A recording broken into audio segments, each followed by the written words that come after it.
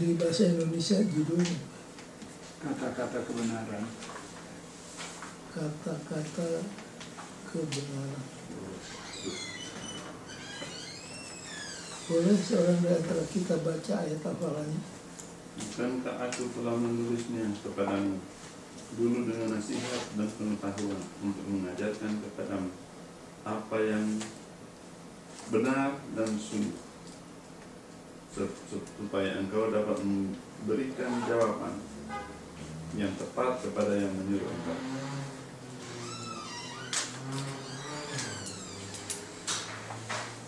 Apa maksudnya?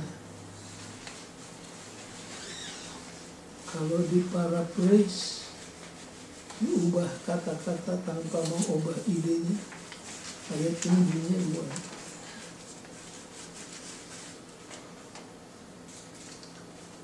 Ada satu tanggung jawab yang harus kita buat pada waktu Tuhan datang. Kita harus menjawab dengan benar, dengan teliti, tepat.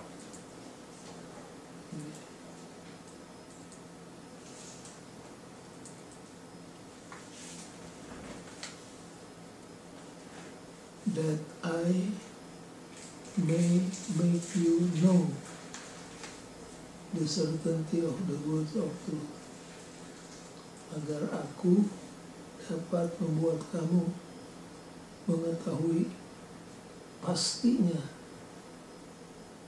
firman kebenaran.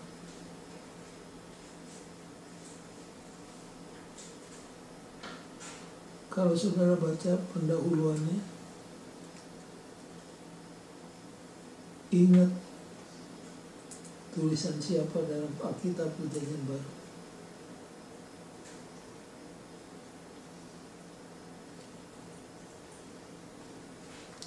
Tentang inspirasi.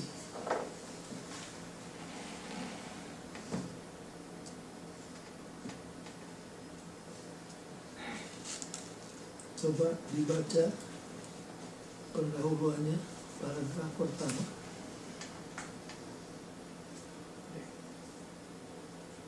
Beberapa Amsal pekan ini menunjukkan kesejajaran dengan naskah-naskah orang Mesir. Oke, sampai situ dulu. Apa maksudnya?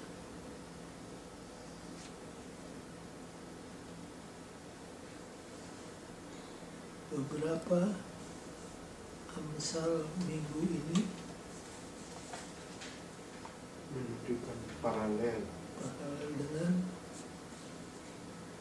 Egyptian text. Egyptian text.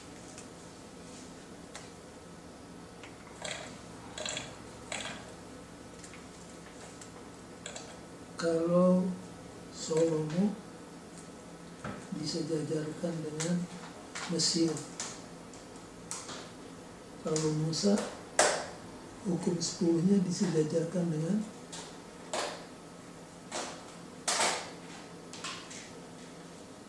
siapa? Siapa yang punya hukum mirip-mirip hukum 10?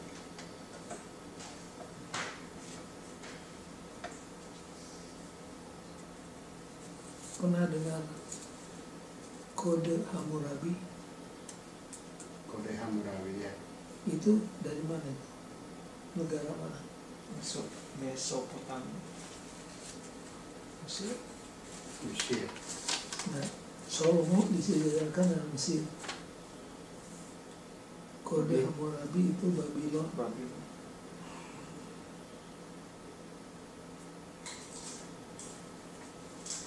Jadi waktu diperiksa tulisan-tulisan Fir'aun dan orang-orang pintar di Mesir, tulisan-tulisan mereka ada yang paralel dengan Egyptian text, dengan Amsal. Sehingga ada orang langsung berkesimpulan karena kode Hammurabi antedates artinya lebih dahulu daripada hukum 10. Kesimpulannya Musa nyontek dari kode Hammurabi. Hammurabi. Kode Hammurabi. Ini bisa saja dituduh Salomo ngambil dari siapa? Mesir. Mesir. Seperti Nyonya White dituduh ngambil dari tulisan yang ada untuk menulis buku The Desire of Ages.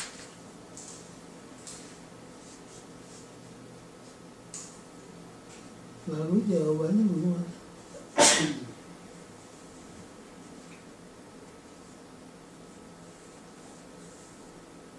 Ada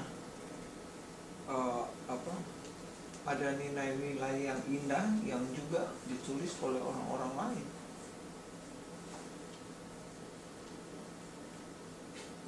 Disinilah masuk, kita menyimpang sedikit tapi untuk supaya jelas kepada kita, konsep inspiration revelation kita seringkali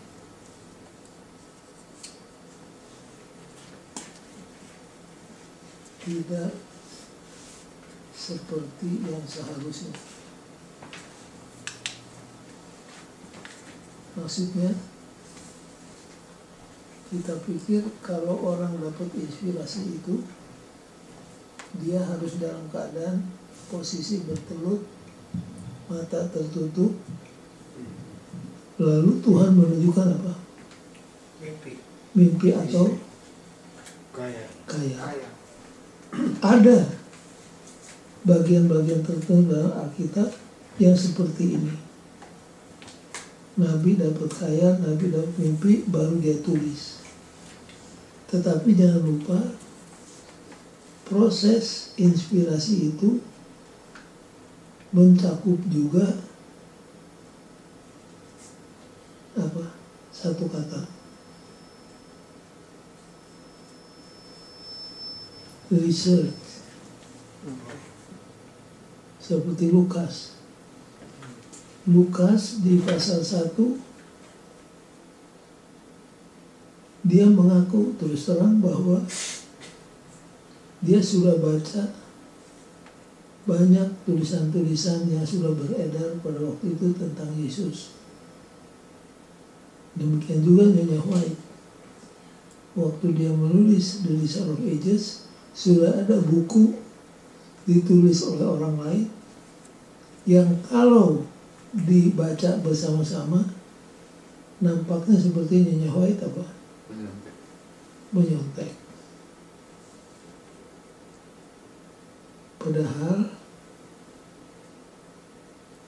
Rohul Kudus yang bekerja di Dr. Lukas,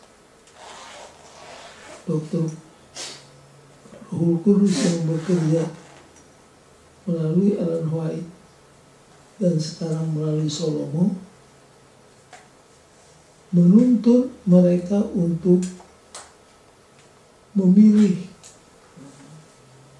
dari antara sekian banyak yang ditulis itu, ada gem, mutiara-mutiara, permata-permata yang indah, tapi ada juga apa?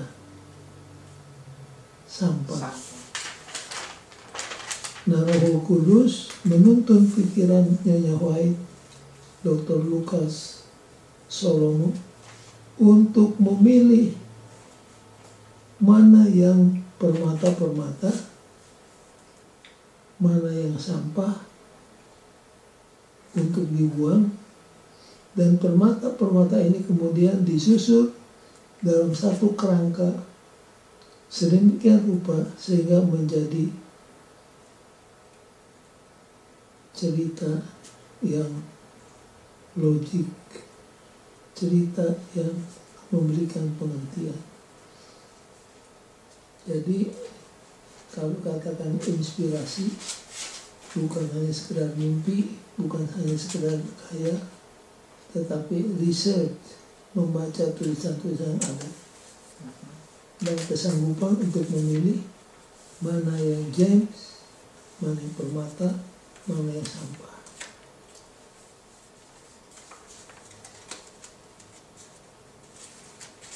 Disitulah keunikan penulis-penulis Alkitab bisa memilih dan membedakan mana yang mutiara, mana yang sampah.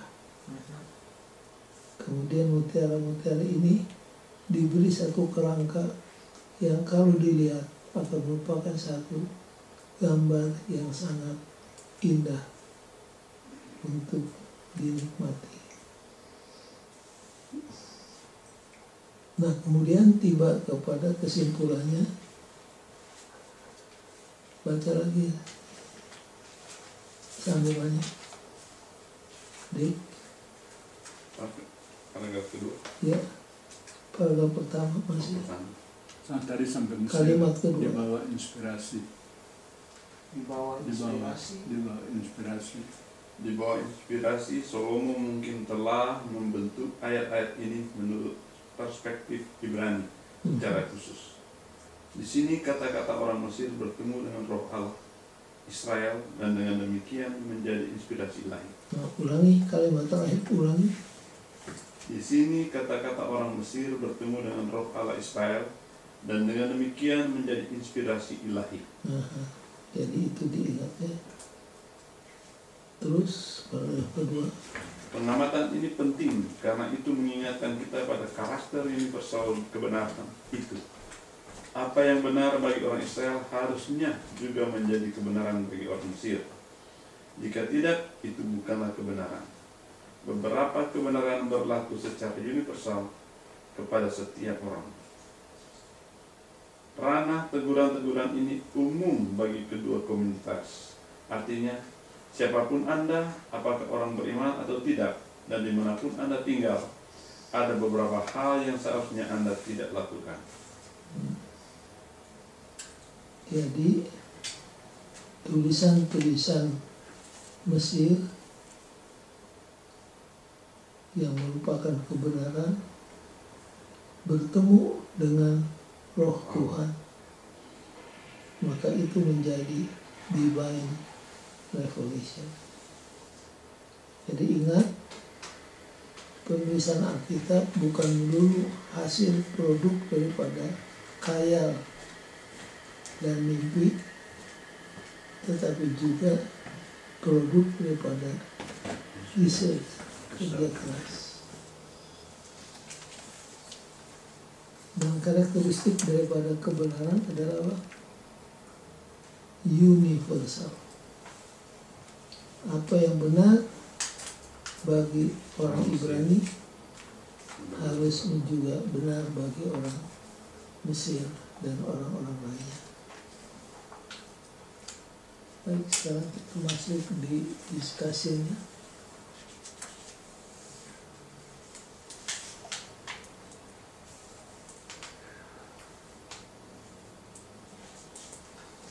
Kebenaran harus mempunyai pengaruh atau dampak kepada kehidupan kita.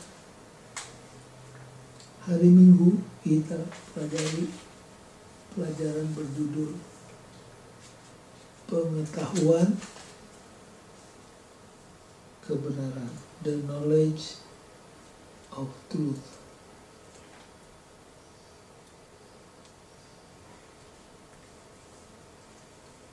Boleh dibaca ayatnya, Amsal 22 ayat 17-18.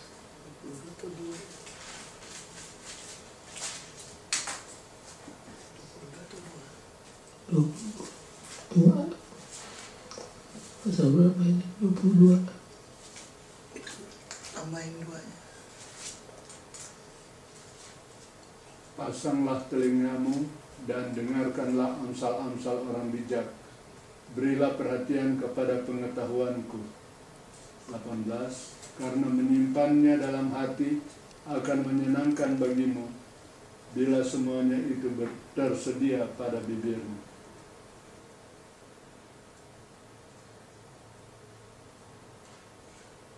Jadi truth should impact our lives. Kebenaran harus memberikan dampak, pengaruh kepada kehidupan kita.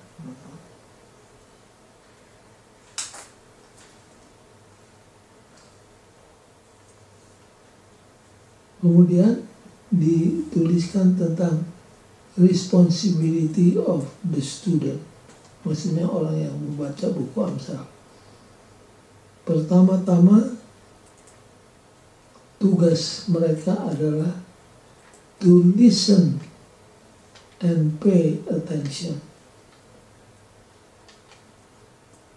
Yang membaca Amsal pertama-tama harus bisa mendengar dan memberi perhatian. Kemudian disebutkan tentang your ear and heart. Dengan kata lain, kita harus concentrate. Kita harus pusatkan segenap pikiran kita kalau membaca buku Amsal.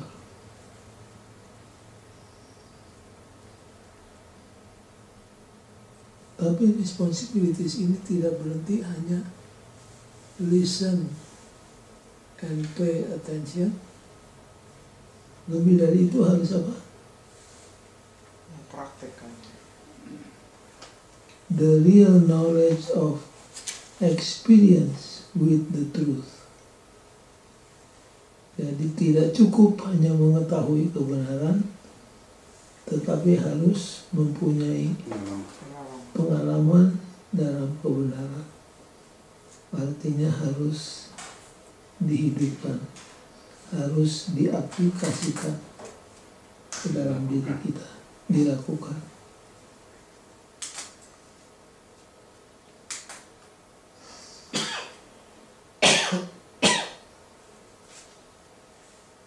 Di zaman dulu, orang kalau mendengar kata hati, hati itu ada di mana? Mereka di zaman dulu mereka tunjuk di mana? Dan kira. Dada. Coba dibaca paragraf ketiga. Sebaliknya, kebenaran harus menjangkau bagian terdalam manusia.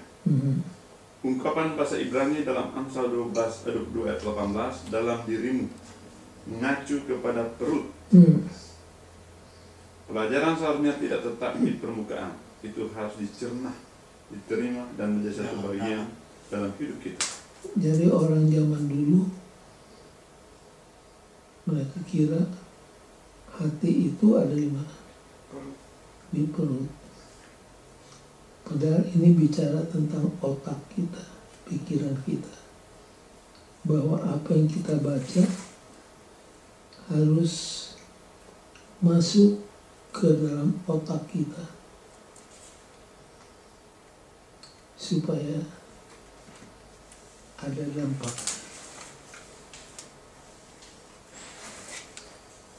Lalu apa-apa saja hasil daripada menjalankan kebenaran ini.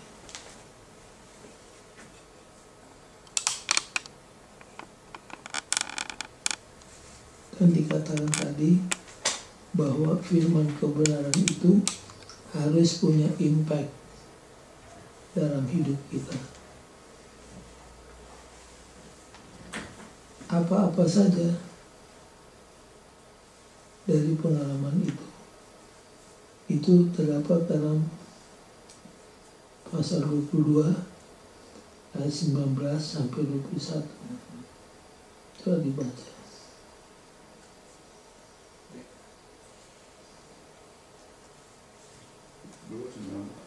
22. Supaya engkau menaruh kepercayaanmu kepada Tuhan. Aku mengajarkannya kepadamu sekarang, ya, kepadamu. Bukankah aku telah menulisnya kepadamu dulu, dengan nasihat dan pengetahuan untuk mengajarkan kepadamu apa yang benar dan sungguh, supaya engkau dapat memberikan jawaban yang tepat kepada yang menyuruh engkau. Ada 3 hal. Ada 3 hal bila mana kita bukan cuma mengetahui kebenaran, tapi mempunyai pengalaman dengan kebenaran itu, maksudnya menjalankan kebenaran itu. 1 disebutkan tentang apa? Iman. Yang kedua, conviction. Apa itu conviction? Pengakuan. Baru yang ketiga, tanggung jawab, responsibilities. Jadi, bila mana saudara dan saya bukan cuma mengetahui kebenaran, tapi menjalankan kebenaran, maka ini akan punya dampak.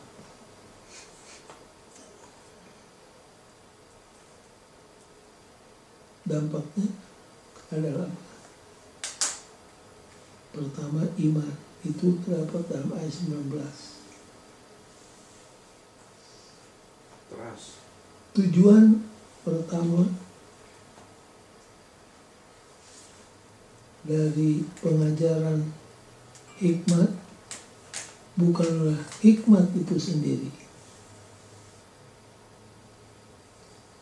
Amsal-amsal ini tidak bertujuan hanya sekedar membuat orang skillful, intelijen, pintar, tidak. The teacher's objective is to strengthen the disciples' trust in the Lord. Jadi Memperkuat keyakinan. Untuk memperkuat ketergantungan kita kepada Tuhan. Jadi kalau seorang membaca Amsal, tujuannya bukan hanya sekedar mengetahui apa itu hikmat, tetapi lebih daripada itu, tujuan kita sebagai guru untuk menguatkan disciples trust in the Lord. Jadi ketergantungan kita pada Tuhan semakin dalam bila kita mempelajari Amsal Sulaiman. Yang kedua apa? Bahasa Indonesia apa? Conviction. Conviction, Apa conviction? keyakinan. Keyakinan.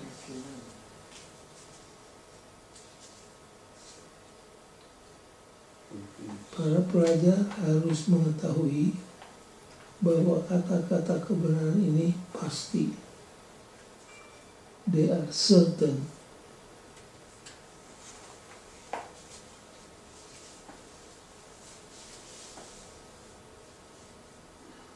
Faith, by definition, is belief in what we don't truly understand. We don't fully understand. Nevertheless, we still should have good reason for that faith. Jadi selain iman, yang kedua ada apa? Keyakinan. Keyakinan. Keyakinan tentang apa? Kebenaran. Keyakinan tentang kebenaran. Nah, sesudah keyakinan baru masuk yang ketiga apa? Tanggung jawab.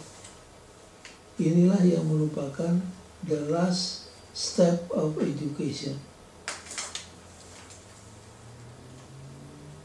Membagikan dengan orang lain firman kebenaran itu.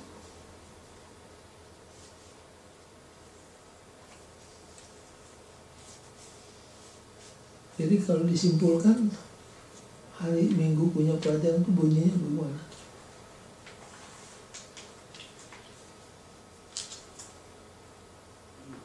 Kebenaran kedalaman daripada kebenaran, penyembaran dari pencabaran dari kebenaran. Jadi harus belajar mengetahui arti daripada kebenaran. Jangan lupa tadi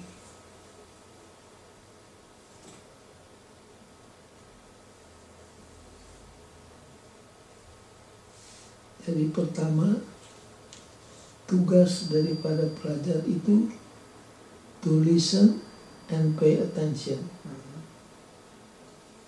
Ini harus diikuti oleh experience with the truth. Jadi kebenaran itu harus dihidupkan. Nah, bila mana itu terjadi, kita akan menguatkan kita punya iman atau ketergantungan kita pada Tuhan, menguatkan keyakinan kita. Dan yang ketiga, tanggung jawab untuk membagikan firman Tuhan kepada tetangga kita. Jadi itulah pengetahuan tentang kebenaran. Lalu ada warning, beberapa warning diberikan sesudah menerangkan tentang apa itu kebenaran, menerangkan teori-teori tentang kebenaran. Sekarang masuk di warning.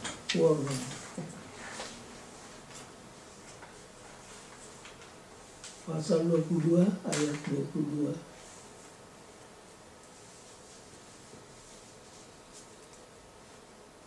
Janganlah merampasi orang lemah karena ia lemah, dan janganlah menginjak-injak orang yang berkesusahan di pintu gerbang. Sebab Tuhan membela perkara mereka dan mengambil nyawa orang yang merampasi mereka. Jadi warningnya sangat jelas. Jangan kita take advantage of the poor. Orang-orang yang tidak seberuntung seperti kita.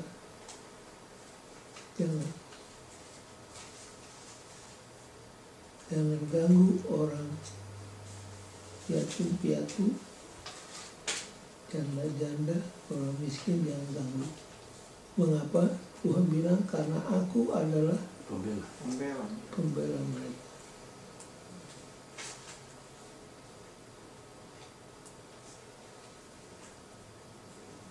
Jangan ganggu orang yang lemah, yang tidak berdaya. Disinilah imam-imam, pemimpin-pemimpin di antara orang Yehuda, mereka selalu berusaha untuk take advantage of the poor.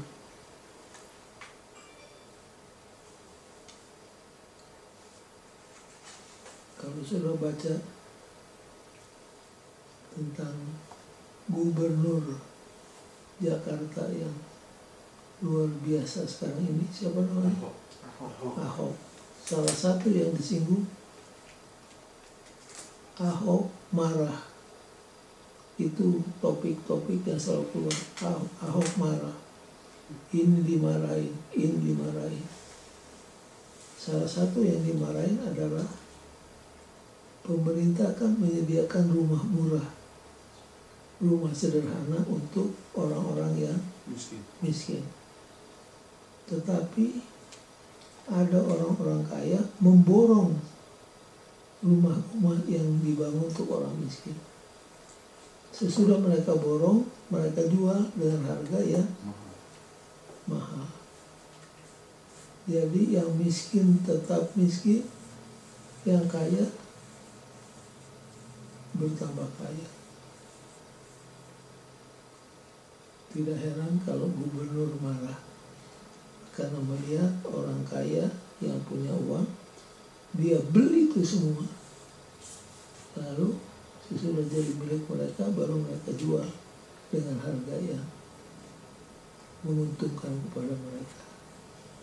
Nah, kita diperingatkan, diberikan warning, jangan ganggu, jangan take advantage, jangan susahkan perempuan janda dan anak-anak yatim piatu.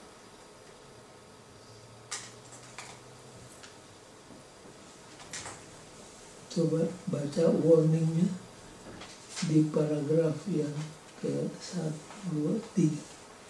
Paragraf 3 hari Senin.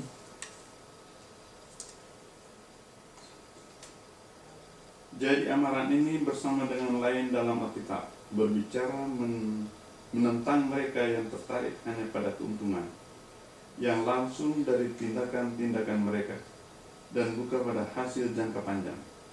Mereka mengambil harta dan memperbesar kepemilikan mereka dengan mengorbankan orang-orang lain. Dan mereka mau menipu dan membunuh untuk tujuan itu. Mereka boleh menikmatinya sekarang, namun mereka akan membayarnya nanti. Alasan ini tidak hanya mencegah seorang pencuri, itu juga harus menunjukkan bahwa nilai-nilai etika kita terkait kepada kedaulatan Allah.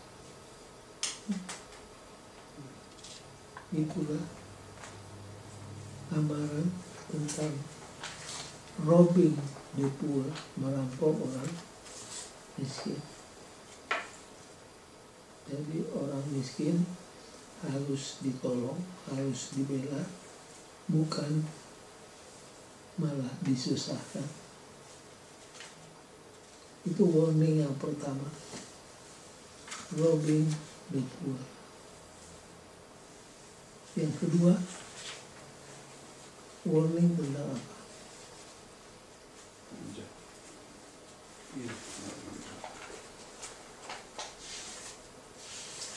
Ini sudah. Yang kedua, warning hari Selasa ini.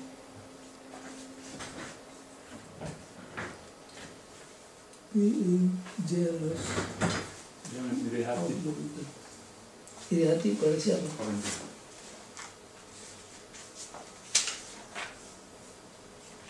Coba sebutkan siapa-siapa saja dalam Alkitab yang komplain kepada Tuhan, kenapa orang jahat hidupnya beruntung makmur, sedangkan dia yang berusaha hidup beragama, hidup suci, kelihatannya menderita. Agur.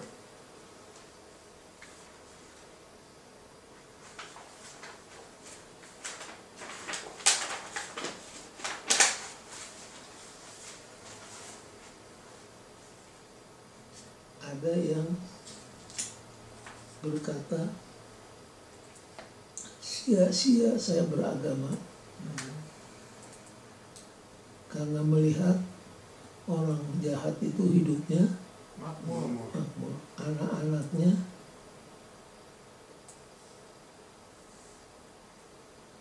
hidup dalam kemewahan, dan karena saking gemuknya badan orang jahat ini sampai matanya mau keluar,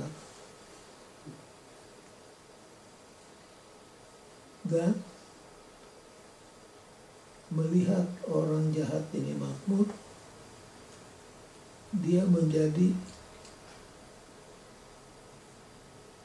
apa? Agama itu sia-sia.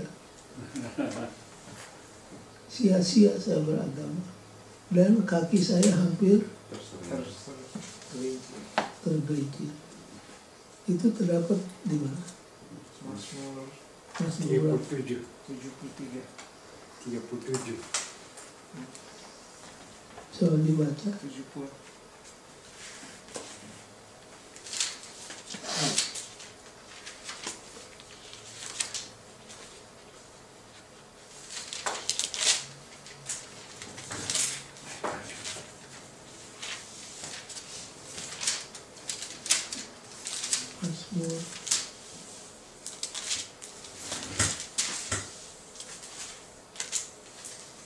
Mazmur 73. 73.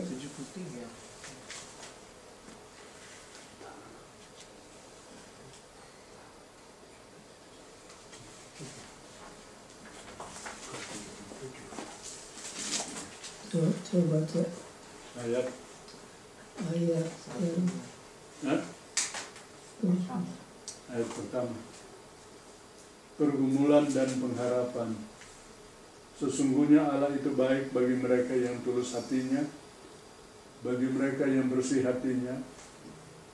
Tetapi aku sedikit lagi, maka kakiku terpeleset, nyaris aku tergelincir. Sebab aku cemburu kepada pembual-pembual. Kalau aku melihat kemujuran orang-orang fasik. Sebab kesakitan tidak ada pada mereka, sehat dan gemuk tubuh mereka. Mereka tidak mengalami kesusahan manusia, dan mereka tidak kena tulah seperti orang lain. Sebab itu mereka berkalungkan kecongkakan dan berpakaian kekerasan. Karena kegemukan, kesalahan mereka menyolok, hati mereka meluap-luap dengan sangkaan. Mereka menyindir dan mengata-ngatai dengan jahatnya. Hal pemerasan dibicarakan mereka dengan tinggi hati. Mereka membuka mulut melawan langit, dan lidah mereka membual di bumi. Sebab itu orang-orang berbalik kepada mereka, mendapatkan mereka seperti air yang berlimpah-limpah, dan mereka berkata, bagaimana Allah tahu hal itu? Adakah pengetahuan yang maha tinggi? Sesungguhnya itulah orang-orang fasik. Mereka menambah harta benda dan senang selamanya. Sia-sia sama sekali aku mempertahankan hati yang bersih dan membasuh tanganku tanpa tak bersalah. Namun sia-sia aku beragama.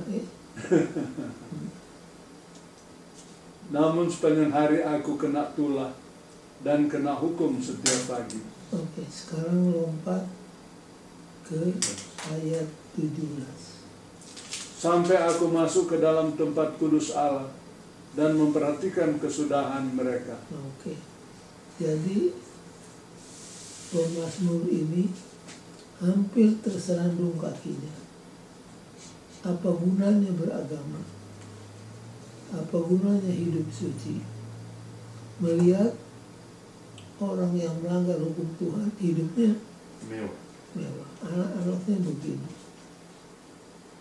Hampir-hampir aku tergelincir dan jatuh.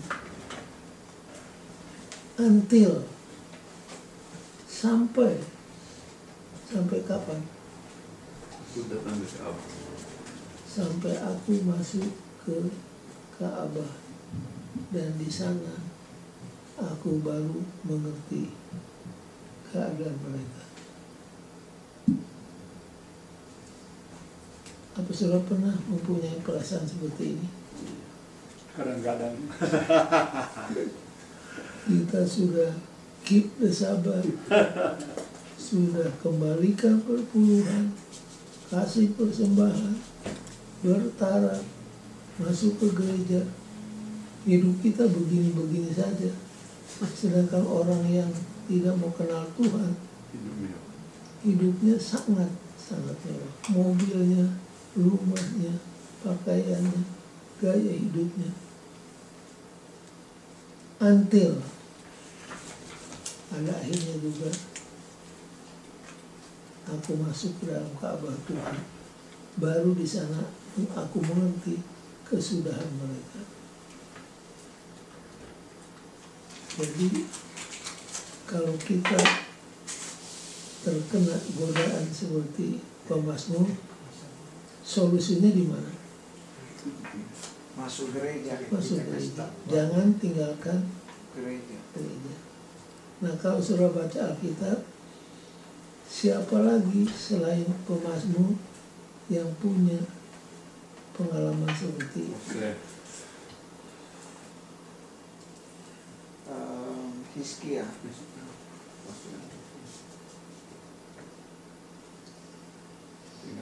Kalau saudara baca di rumah, Ayub pasal 21, Yeremia pasal 12, pasal 6. Habakuk pasal 2, Yeremia 60. pasal 12 dan pasal 6.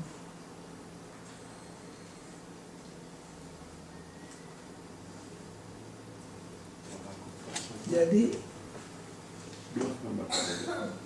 Hah? Habakuk. Pasalnya dua. Jadi ingat, kalau sampai kita mengalami pengalaman seperti Mazmur, Yeremia, Ayub, solusinya kita masuk ke mana? Ke rumah Tuhan. Ke rumah Tuhan. Jangan tinggalkan rumah Tuhan.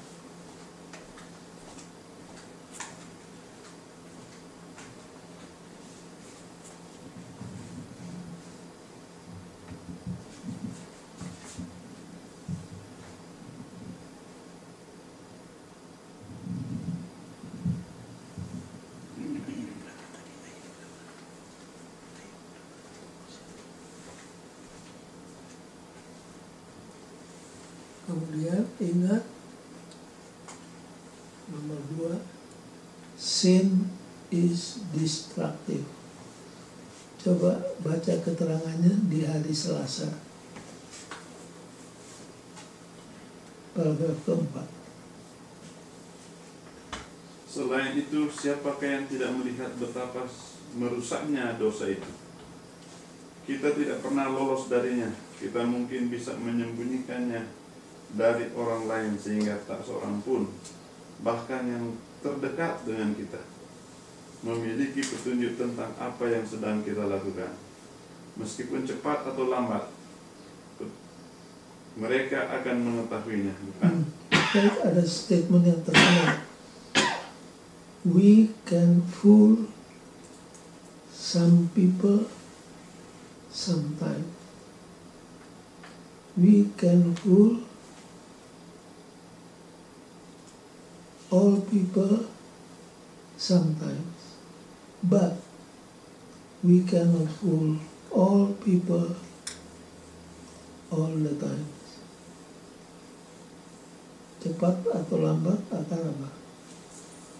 Ketahuan.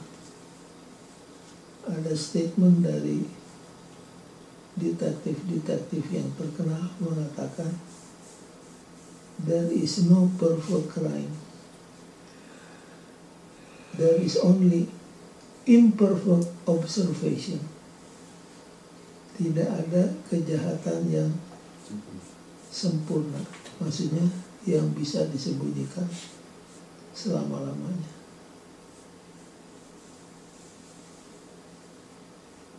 Yang ada adalah imperfect observation. Kalau observasinya perfect, semua kejahatan akan bisa didapati.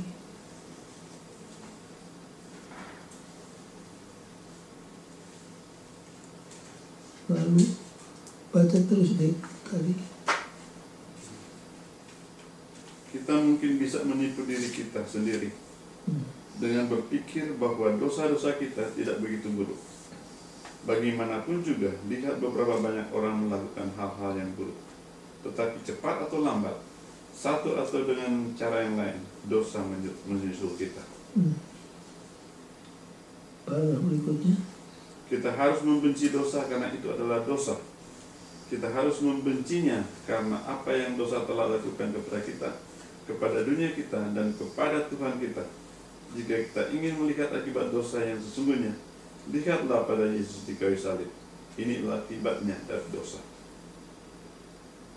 Kenyataan itu saja seharusnya cukup, meskipun sering itu tidaklah cukup, untuk membuat kita ingin menghindari dosa dan menjauhkan diri kita sebisa mungkin dari mereka yang akan menuntun kita ke dalamnya.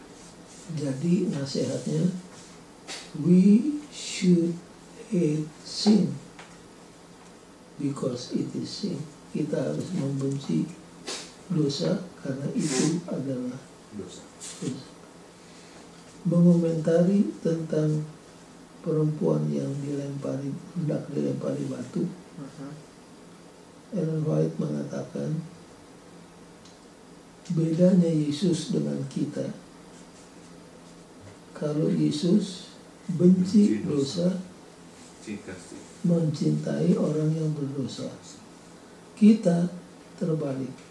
Kita membenci orang berdosa, tapi mencintai dosa.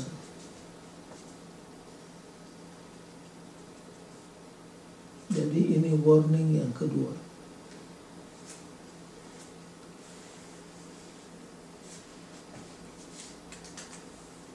Lalu warning yang ketiga tentang the use of alcohol.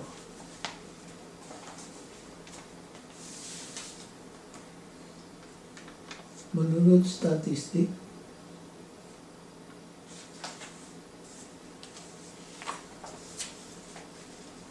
lebih banyak orang mati di jalan raya di Amerika daripada tentara yang mati di perang Vietnam.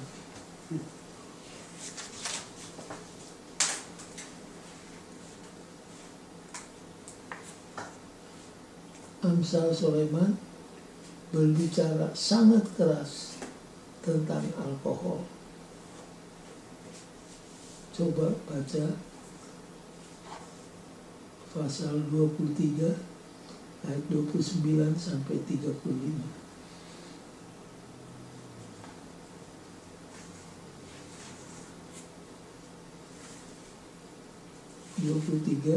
Ayat 29 sampai 35.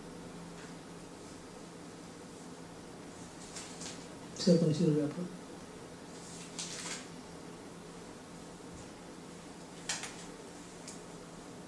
Siapa mengadu, siapa mengeluh, siapa bertengkar, siapa berkeluh kesah, siapa mendapat cedera tanpa sebab, siapa merah matanya, yakni mereka yang duduk dengan anggur sampai jauh malam, mereka yang datang mengecap anggur campuran. Jangan melihat kepada anggur kalau merah menarik warnanya dan mengilau dalam cawan yang mengalir masuk dengan nikmat, tetapi kemudian memagut seperti ular dan menyemburkan bisa seperti beludak. Lalu matamu akan melihat hal-hal yang aneh dan hatimu mengucapkan kata-kata yang kacau. Engkau seperti orang di tengah ombak laut, seperti orang di atas tiang kapal. Engkau akan berkata, orang memukul aku, tetapi aku tidak merasa sakit. Orang memalu aku, tetapi tidak kurasa. Bilakah aku siuman, aku akan mencari anggur lagi. Ada teman yang mengatakan kepada saya, lebih susah melepaskan kecanduan minuman keras daripada kecanduan rokok. Saya tidak tahu, karena saya tidak pernah melakukan kedua-duanya. Tapi di sini Salomo menggunakan bahasa yang keras. Anggur kalau diminum di mulut terasa Manis. sedap, tapi begitu masuk di perut apa? Pahit. Lebih keras dari itu. Apa? Pahit. Seperti apa? Seperti ular. Seperti ular yang memagut. Jadi waktu masuk baru sampai di mulut masih nikmat, tapi begitu ditelan dia akan berubah menjadi ular yang memagut dengan bisanya. Nah, menurut penyelidikan, efek daripada alkohol ini sangat luas, tapi ada dua yang diserang oleh alkohol kalau kita meminumnya. Satu, liver kita. Lambat atau segera kalau orang minum minuman beralkohol akan menderita apa? Liver apa? Pengerasan. Cirrhosis namanya, liver cirrhosis, pengerasan hati. Kalau ginjal bisa dicangkok, Liver juga bisa. liver bisa, tapi sangat jarang donornya, lebih susah.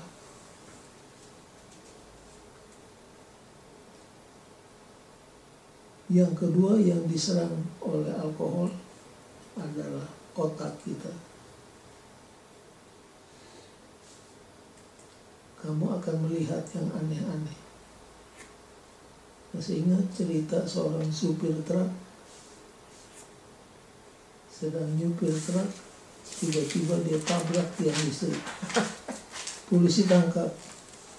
Driver, apa kamu tidak lihat tiang listrik ini sehingga kamu tabrak? Officers, saya lihat ada 2 tiang listrik dan saya berjalan di tengah. Jadi tiang listriknya 1, karena mabok dia lihat berapa? 2, dia jalan di tengah-tengah. So di situ berapa? Tiang listrik.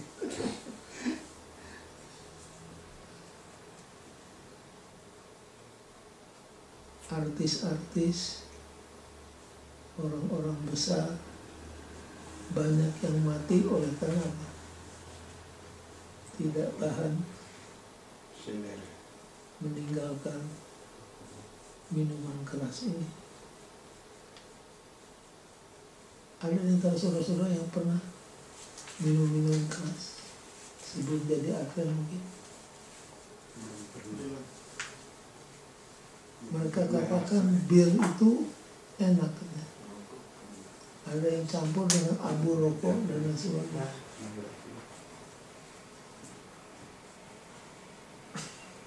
Jadi ini warning yang sangat keras. Lalu ada ayat yang mirip-mirip nadanya seperti nada Yesus bicara. Yesus katakan, kalau tanganmu berbuat dosa, Potong. potong. Kalau matamu berbuat dosa, Cungkil. tuntut. Kalau Amsal, kalau kamu adalah orang yang tidak bisa nahan appetite, Taruh taruh pisau di Pisau leher. leher. Itu maksudnya apa? Maksudnya bahwa kita harus hati-hati. Dan kalau kamu diundang oleh pembesar untuk makan sehidangan, Salomo bilang apa? Perhatikan. Perhatikan dulu apa yang disajikannya. Jangan asal apa? Ambil tanpa memperhatikan. Itu ada nasihat yang sangat kalau diturut sangat menguntungkan untuk kesehatan kita. Jadi ini juga salah satu warning yang diberikan oleh buku Amsal. Di hari Kamis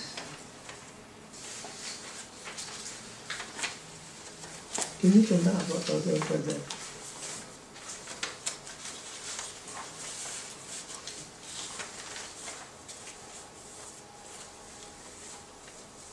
So, hari Kamis paragraf kedua. Di manakah orang-orang mendengarkan teriakannya tetapi tidak melakukan apa-apa? Paragraf 1, I'm sorry. Paragraf pertama nih. Beberapa tahun yang lalu di satu kota bagian barat, seorang wanita diserang pada malam hari di jalan. Ia berteriak meminta tolong. Lusinan orang mendengar, namun tidak satupun orang yang bergerak untuk menelepon polisi. Kebanyakan orang memandang keluar jendela dan kemudian kembali kepada yang mereka sedang kerjakan. Segera teriakan wanita itu berhenti, kemudian ditemukan tewas, ditikam berkali-kali. Di manakah orang-orang yang mendengarkan teriakan tetapi tidak melakukan apa-apa tertanggung jawab atas kematiannya? Meskipun mereka sendiri tidak menyerangnya, apakah kelambanan mereka menjadi membunuh si wanita itu? Jadi pertanyaannya, apakah kalau kita menyaksikan proses peristiwa pembunuhan, kita harus dial 911. Yes.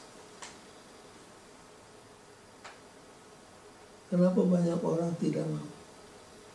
Takut terlibat. Takut. Jangan-jangan nanti mereka tahu saya yang telepon, saya yang jadi sasaran berikutnya.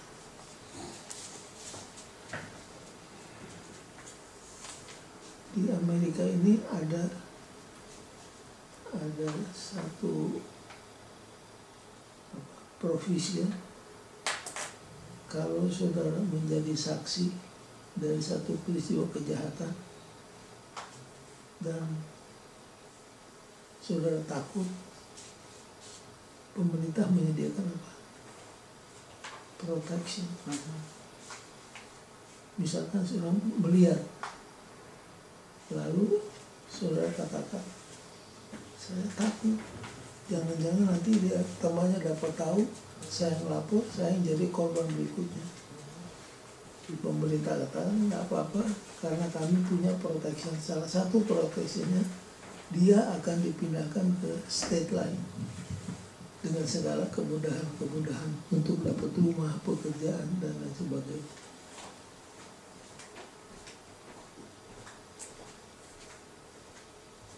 Coba Amsal 24 ayat 11, 12, 23 sampai 28. Banyak orang tidak mau terlibat.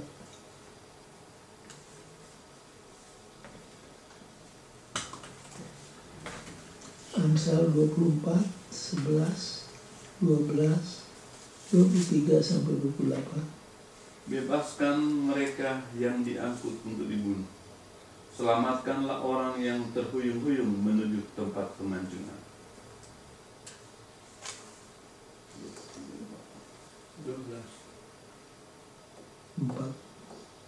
24 ayat 11, 12. Ayat 12 tadi bersab 11 ayat 12 tadi 11 12. Kalau engkau berkata, sungguh kami tidak tahu hal itu.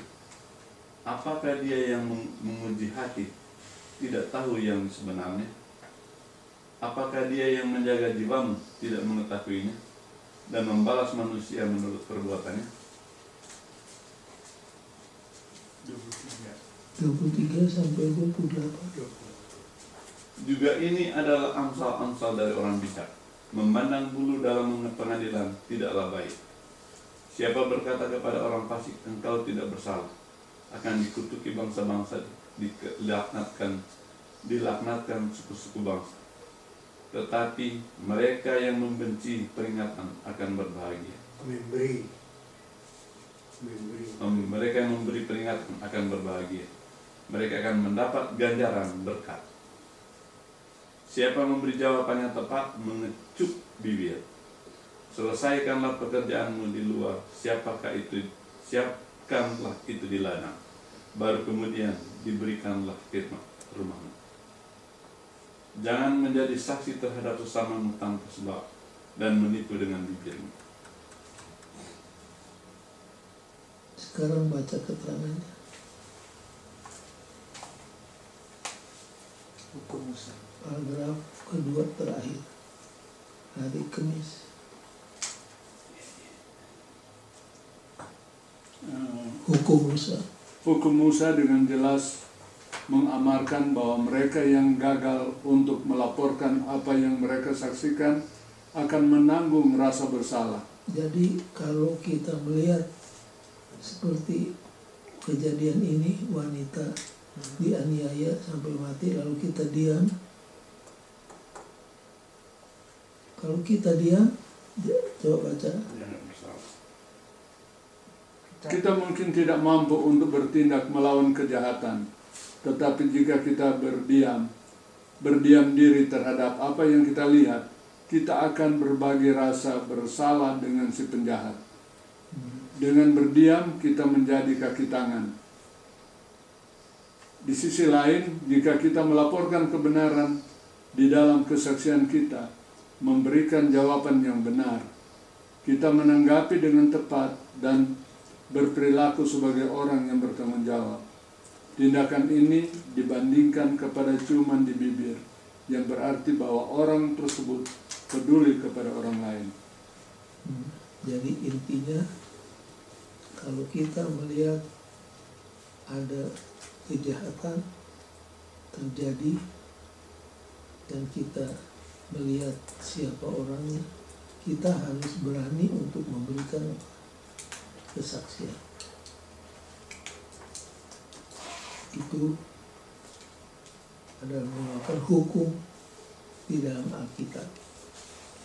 Dan pemerintah di Amerika menyediakan protection dan kemudahan-kemudahan untuk supaya identitas saudara jangan ketahuan.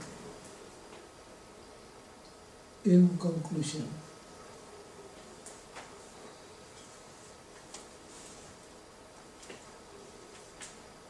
baca.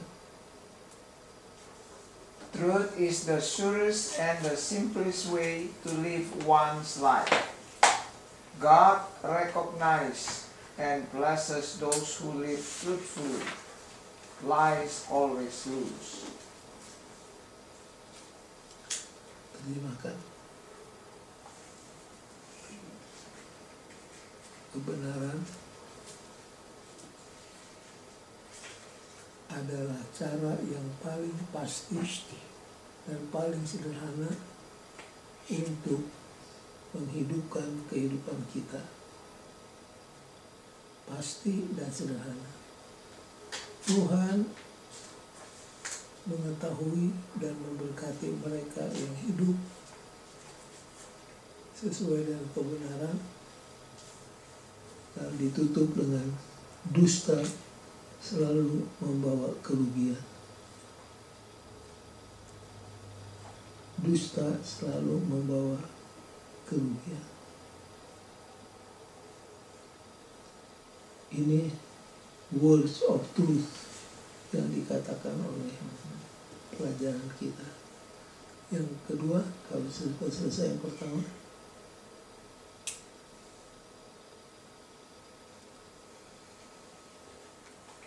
pelajaran Alkitab kita malam ini memberikan amaran demi amaran yang luar biasa baiknya. Satu, amaran tentang merampok orang miskin. Yang kedua, amaran tentang kita merasa seperti disappointed melihat orang jahat hidupnya makmur. Percuma saya membasuh tangan, percuma saya masuk ke Ka'bah Tuhan, kakiku hampir terserandung. Jadi pemazmur seperti hampir murtad, hanya melihat orang jahat menjadi apa? Menjadi makmur.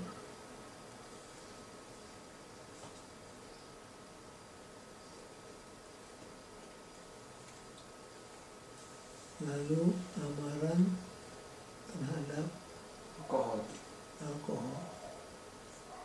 Terakhir, tanggung jawab kita untuk melapor kalau melihat ada kejahatan terjadi.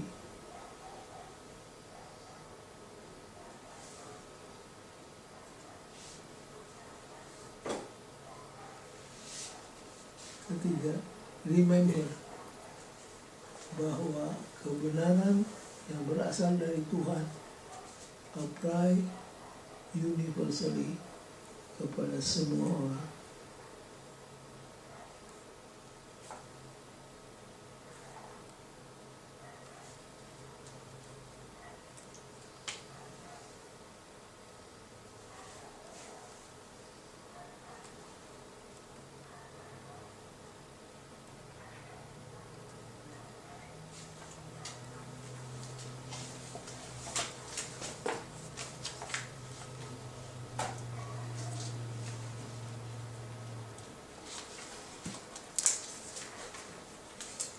Saya mau cerita penutup. ada buku ditulis oleh misioneri yang bekerja di salah satu kampung di pedalaman Irian. Buku itu berjudul Peace Child. Peace Child. Jadi misioneri ini berusaha untuk mengabarkan Injil dan mengobatkan orang-orang kampung tersebut. Tapi kesulitannya ialah bahwa kalau saudara bisa mengkhianati orang lain, saudara dianggap wah hebat. Jadi pengkhianatan itu sesuatu yang sangat baik. Jadi waktu misionari mengajar tentang Yesus dikhianati oleh Yudas, yang mereka kagumi bukan Yesus, Yudas. Yudas. Jadi orang ini bingung, loh. Jadi waktu mereka dengar Yudas menjual gurunya dengan harga sekian keping perak, mereka ngobrol, yang diobrolkan siapa? Yudas. Yudas hebat. Gurunya sendiri, orang yang paling dekat kepadanya. Jadi ada aja di dunia ini, sementara di tempat lain pengkhianatan dianggap sesuatu yang negatif, yang jahat. Tapi di kampung ini justru yang mengkhianati itu yang apa? Dianggap pahlawan. Untung di kampung ini ada tradisi yang lain. Tradisinya ialah bila mana satu kampung berperang dengan kampung lain dan perang terus menerus, ada satu adat yang disebut mempersembahkan peace child, anak yang pembawa damai. Jadi anak itu yang dibawa dalam peperangan, lalu mereka adakan appeal, inilah korban yang kami mau berikan, menyatakan bahwa kita berdamai. Jadi mereka ceritakan tentang Yesus sebagai peace child. Barulah kampung itu bertobat semuanya. Jadi begitulah ada kebenaran yang oleh setan diputar balik. Yang jahat jadi benar, yang benar jadi jahat. Tapi untung untuk setiap kejahatan bisa di counteract dengan kebaikan.